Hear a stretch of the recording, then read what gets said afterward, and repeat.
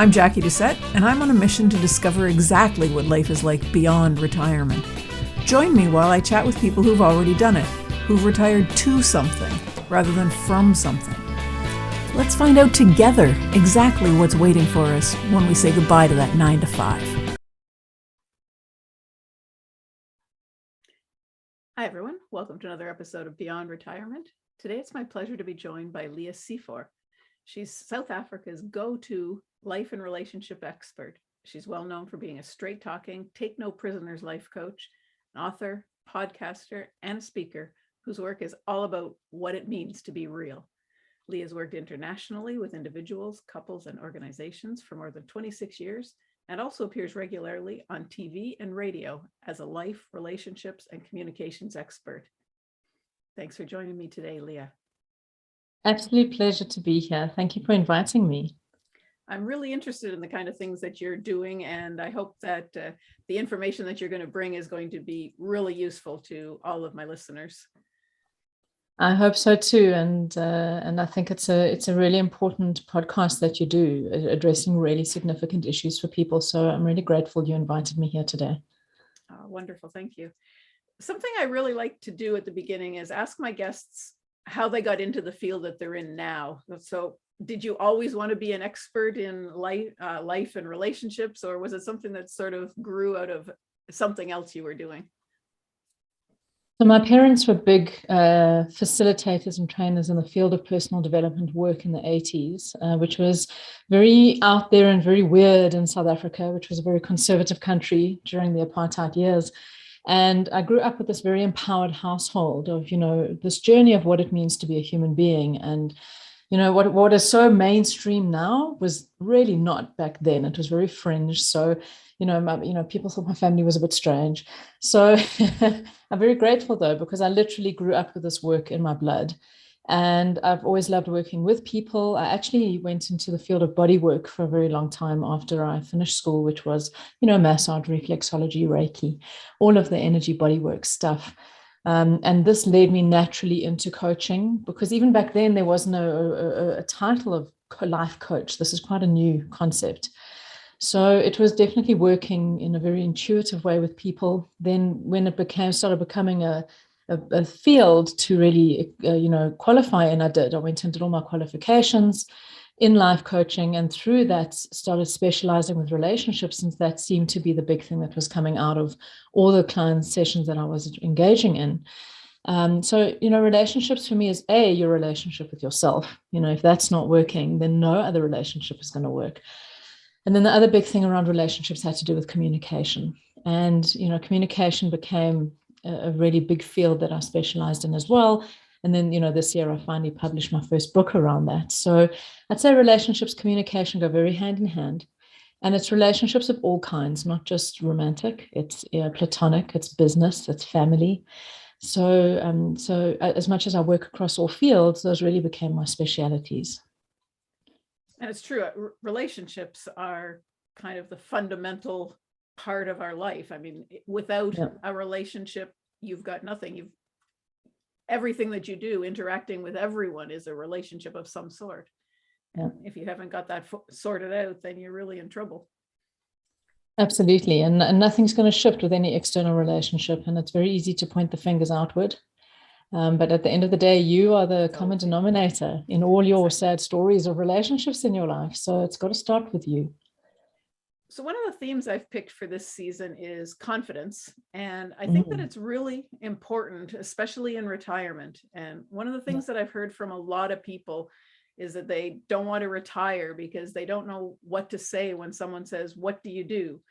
Because saying, "I used to be XYZ" isn't as powerful for them as saying, "I'm a plumber, I'm a lawyer, I'm whatever."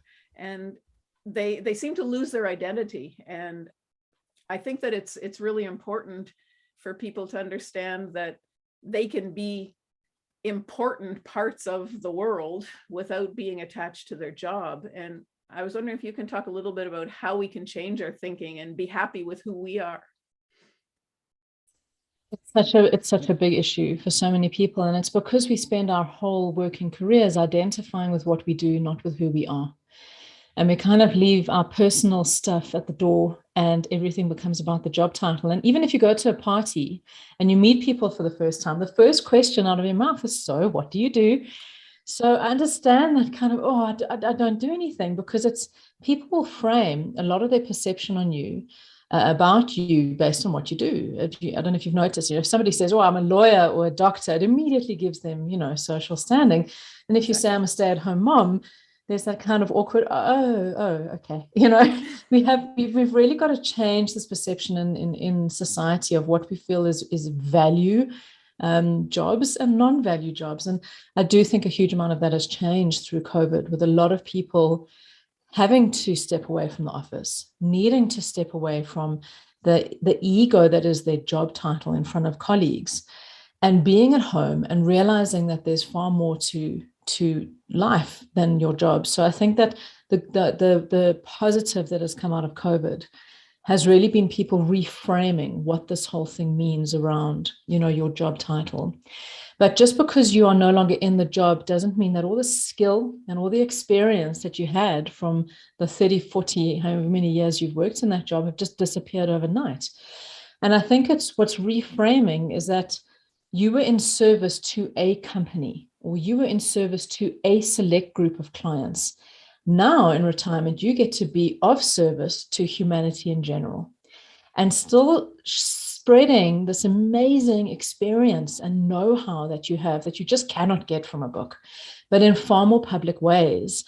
That is social media. And I know that social media can be quite daunting for people in retirement, but it's most platforms are very easy to use. And I promise that you have got skill sets that younger generations really need. And you can become an amazing mentor, an amazing guide, an amazing teacher through blog posts, through creating videos, through podcasts, of sharing this information, which was just only available to a few people when you were employed. So your world becomes much bigger. And now it's about who you are with the skill set versus what you do. So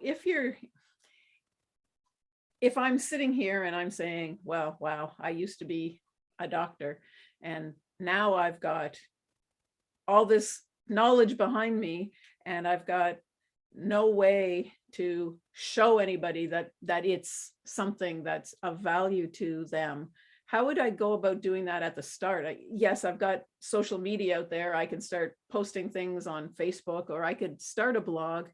But who's going to listen to that as someone who has been behind the scenes all their life, when you've got no authority, really, or you feel that you've got no authority? See, this is the power of social media, is that you don't need authority to have a message. And anyone can put a skill out there and a knowledge base out there. And I'm seeing it a lot, especially on video platforms like Instagram or TikTok or YouTube. I've been a doctor for 30 years, and this is some things I can tell you about what it means, like how to choose your doctor. What is it? When do you need to see doctors? What is typical great medical advice that I could give you around ABC? Especially out of COVID, there's been a lot of misinformation out there. And a lot of people have come out of retirement to say, okay, I need to give you the basics. Do you even understand how your immune system works? Do you even understand, what is going on behind the scenes? Let me educate you on the stuff that your actual doctor probably wouldn't have the time to do, because you've got a half an hour or 45-minute appointment with them. And there's so much more knowledge you need to know about the human body. And it could be in fun facts. Did you know this about how many bones? Did you know this is how your digestive system works? People are really misinformed. We're using the example of being a doctor here about we've seen it through COVID, the misinformation. So, you start with a video, and if nobody watches it, nobody watches it. But at the end of the day, you are the one creating a diary of your life. You are creating a catalog of your experiences. Share it with your friends and family. Tell everybody that you're starting this. They're going to share it on. And I really promise you, there is a niche for every single thing on planet Earth. If social media has taught us this, it doesn't matter what your thing is, somebody out there wants to hear it. So I think the thing of having self-confidence in retirement is you've really got to stop worrying what other people think. You have been so externally focused through your career. Is my boss happy with me? Are my clients happy with me? Am I doing this right for them? Is this going to affect my persona, my brand? You're not in that place anymore. So you don't have to please a single human being outside of yourself. You get the right as a retiree to be as totally unreasonable as you want to be in the world, because, so what? What's the worst that can happen? You can't be fired. You're not going to lose your job. So, take a few risks and go, well, now I get to have fun and put my knowledge and my stuff out there.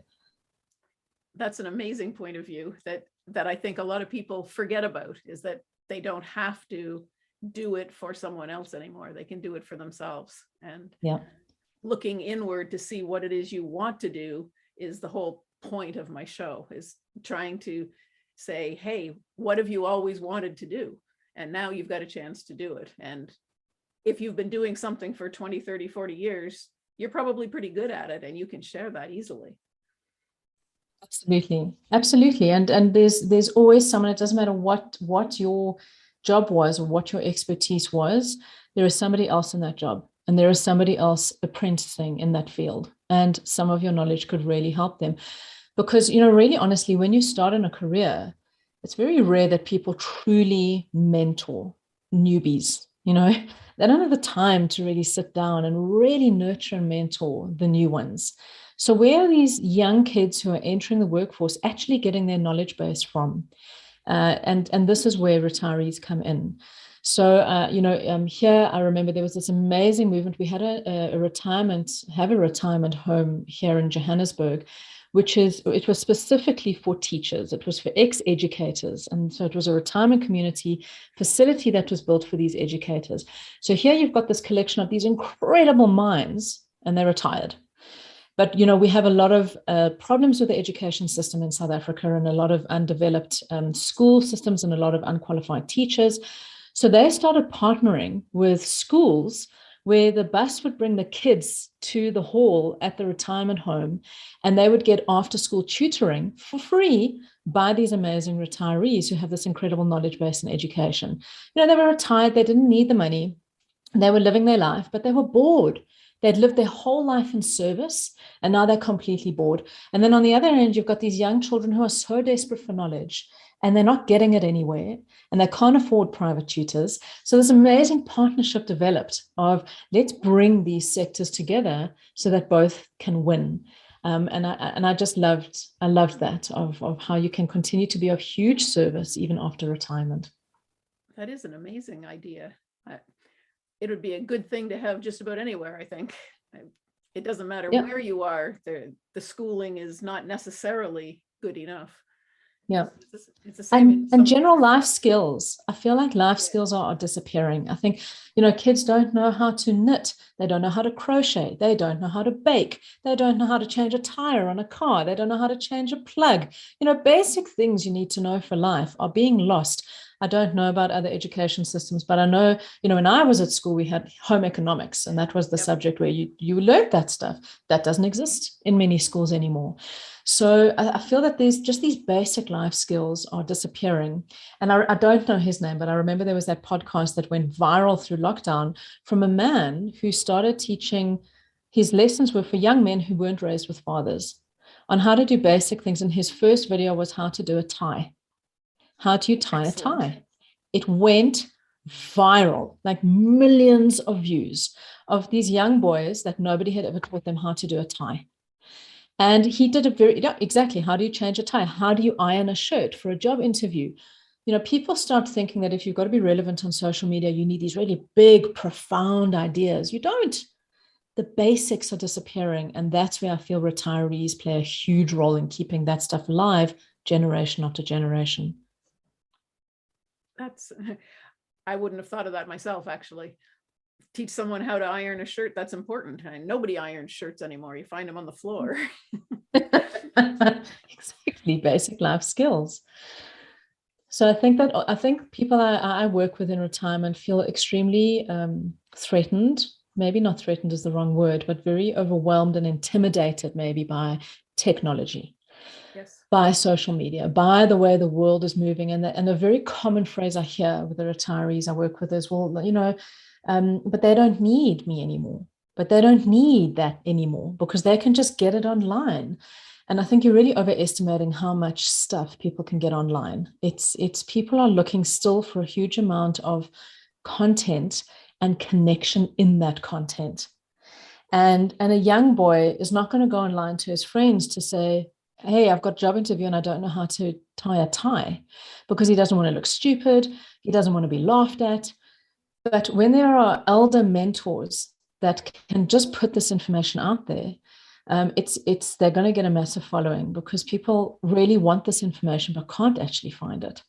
So don't learn technology in a way that's, most of these platforms have been designed in such a user-friendly way. They're not scary. And, nothing better than asking your grandkids to teach you how to use social media. It's like, that's how they connect. That's their world. So instead of feeling disconnected from them because of it, invite them into you and say, I'd really love to.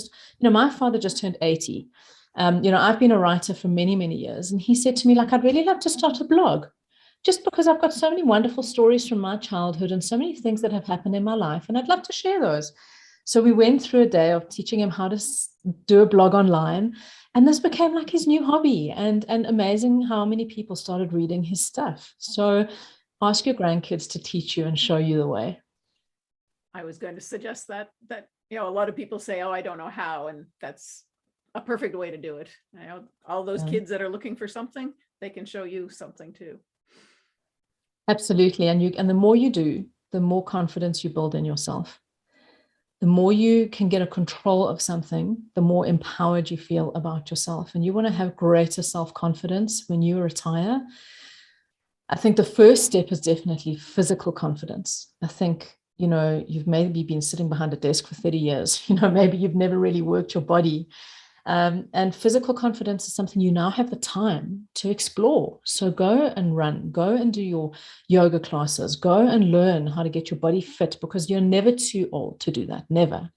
And when you can start getting your eating and your physicality into a sense of strength, there's your physical confidence right there. When you can learn a new skill, like how to do a blog and how to manage a website, there is mental confidence and mental strength there. When you can say, I've never worked with a coach. I've never worked with a therapist. There's a lot of stuff that's happened in my life that I haven't really processed. Let me give it a shot and see what it's like. Then you get some emotional confidence. So confidence gets reached on quite a few levels. And the gift of retiring is that you have a lot of time to explore this stuff. And then you can go from saying, well, I used to be a doctor to I'm a vlogger.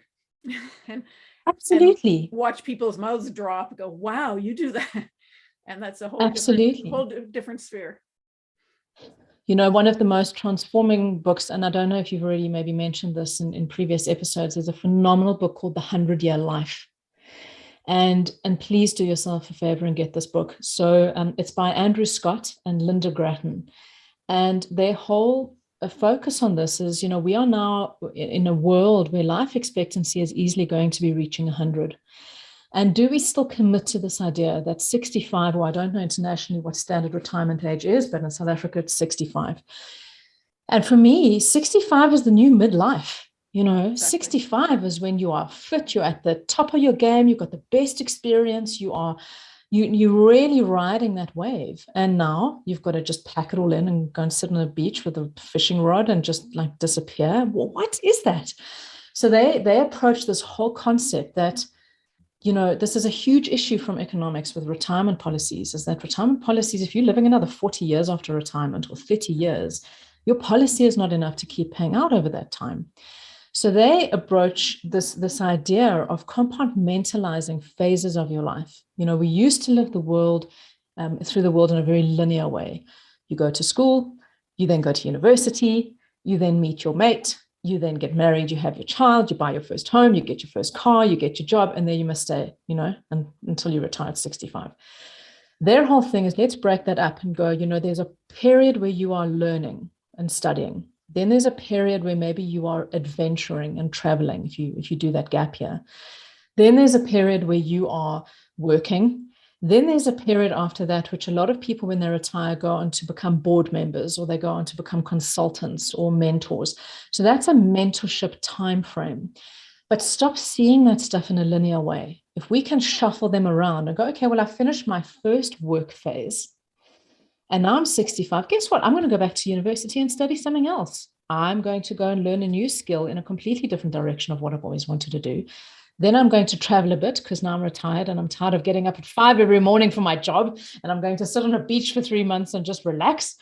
And then maybe I'll do some mentoring, and then maybe I'll start a whole new career. And I'm seeing a huge resurgence of this, of people going into their second or third careers after retirement that have nothing to do with their first careers.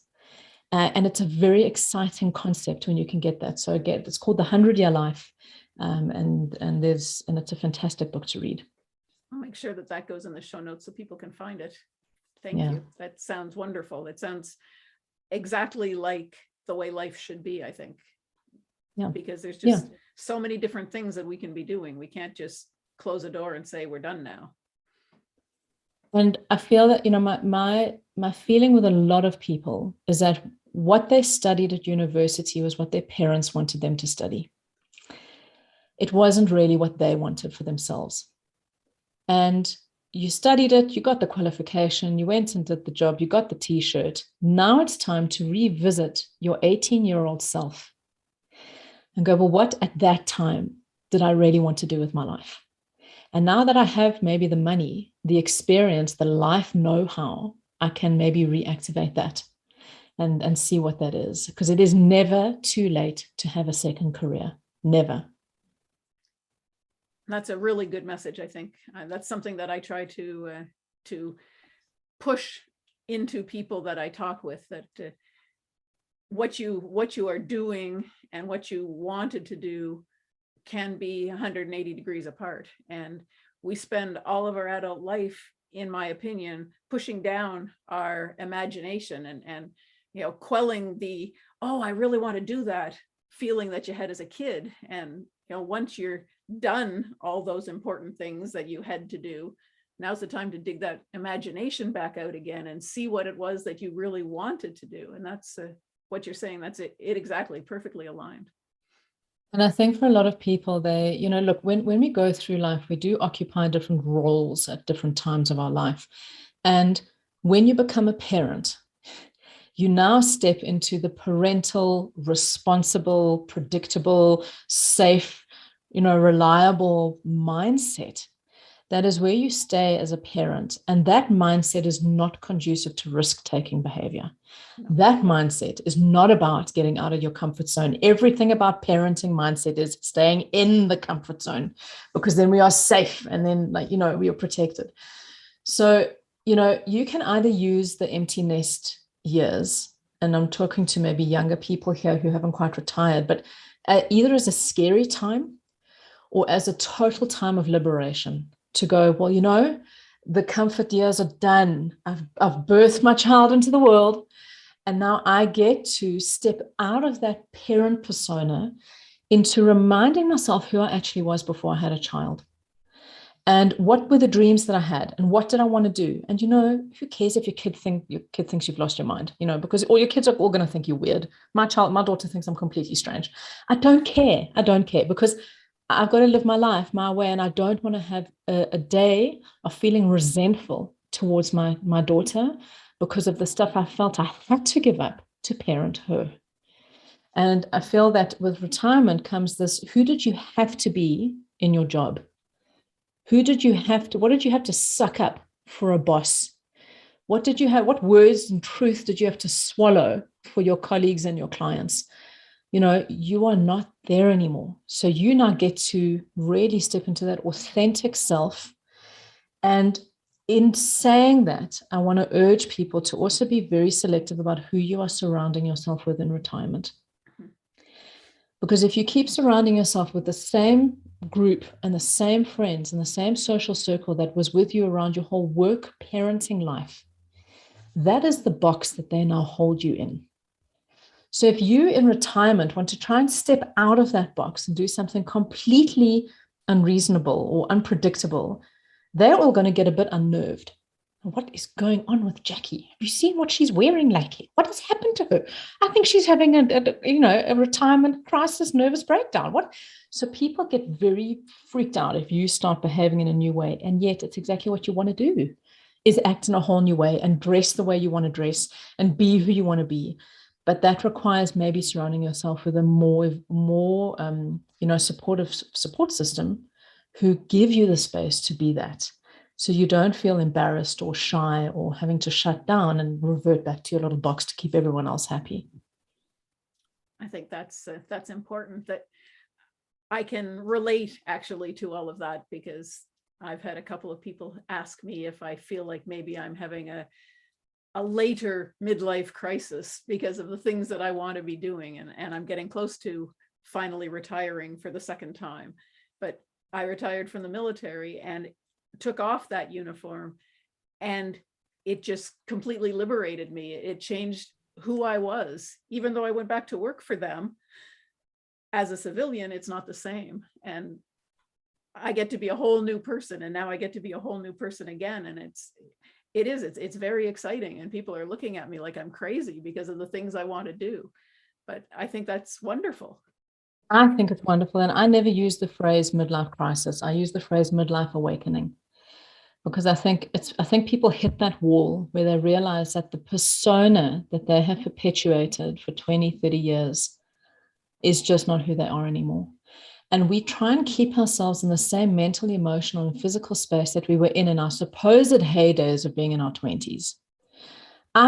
You could pay me all the money in the world to be 20 again, and I would say no, thank you very much, because that is definitely not a time in my life that I would wish to revisit.